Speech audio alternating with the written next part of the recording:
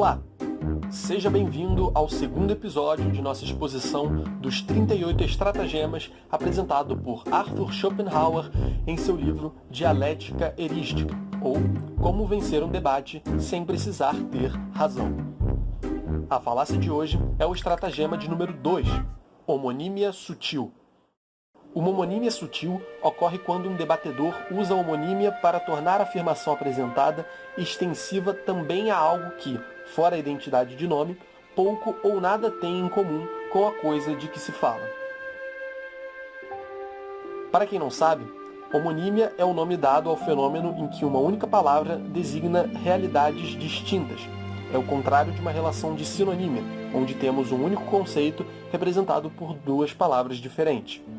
Um exemplo corriqueiro de palavra homônima é o caso de manga. É evidente que em uma conversa cotidiana é quase impossível que a homonímia contida na palavra manga cause alguma confusão, já que a fruta e a parte da camisa que cobre o braço costumam ser mencionadas em contextos absolutamente diferentes.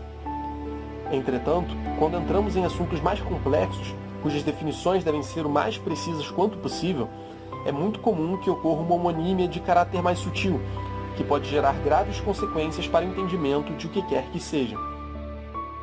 Schopenhauer começa por dar um exemplo não tão sutil. Em um silogismo, as premissas são as seguintes. Toda luz pode apagar-se e o intelecto é luz. Aqui, a conclusão que se impõe, evidentemente, é a de que o intelecto pode apagar-se.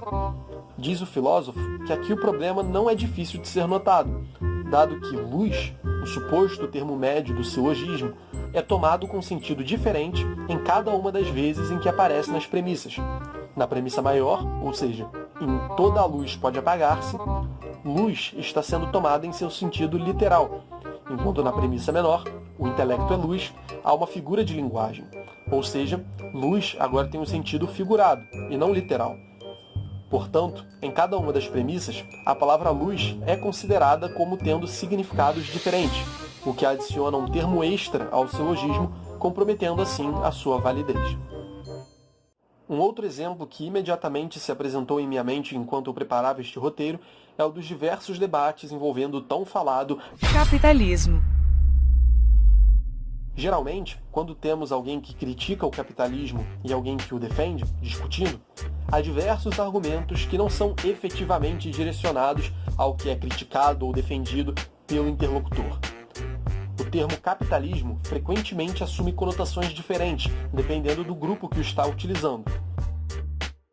Para um liberal austríaco, de maneira geral, o capitalismo seria aquela relação que emerge quando não há um poder de coerção, geralmente o Estado, que obrigue as partes a concordarem com uma determinada troca.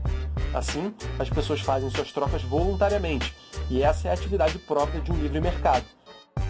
Você pode discordar de se isso é bom ou não, mas não pode negar que quando um liberal defende o capitalismo, é sempre algo próximo a isso que ele está defendendo. Do outro lado, um liberal não pode supor que um marxista, ou alguém de uma outra escola econômica mais tradicional, esteja se referindo a isso quando fala em capitalismo. Geralmente, a concepção crítica ao capitalismo não nega a existência de um capitalismo promovido e alimentado pelo Estado, por exemplo, o que seria, na concepção liberal, uma concepção contraditória. Esse abismo semântico é evidente em casos onde, por exemplo, a autoridade governamental garante proteções a grandes empresas ou a bancos.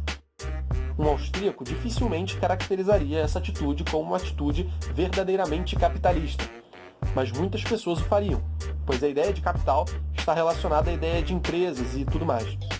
E, a princípio, ninguém está mais ou menos certo ou errado por assumir qualquer uma dessas posições.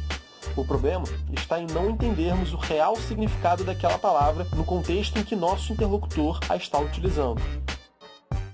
Para finalizar, o autor menciona ainda um problema que pode advir desse fenômeno da homonímia sutil. Segundo o comentador, o uso proposital ou não de uma homonímia sutil pode causar uma mutatio controversiae, ou seja, uma mudança do ponto conflitivo em questão. Vamos aproveitar o didático exemplo da manga. Schopenhauer e um oponente estão discutindo sobre mangas, a fruta. Então, em determinado momento, o adversário passa a falar daquela outra manga, a da roupa. Despercebido, nosso filósofo aceita a fala de seu interlocutor e começa a falar sobre a mesma manga, a da roupa. O que acabou de acontecer? Sem a intenção, o objeto de conflito dos debatedores mudou, e nenhum deles percebeu. E agora já estão falando sobre algo completamente diferente.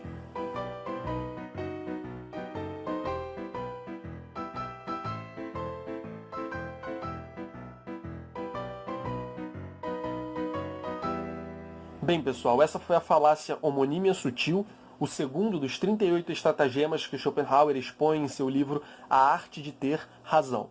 Gostou do vídeo? Deixe um like aí embaixo, comente alguma coisa.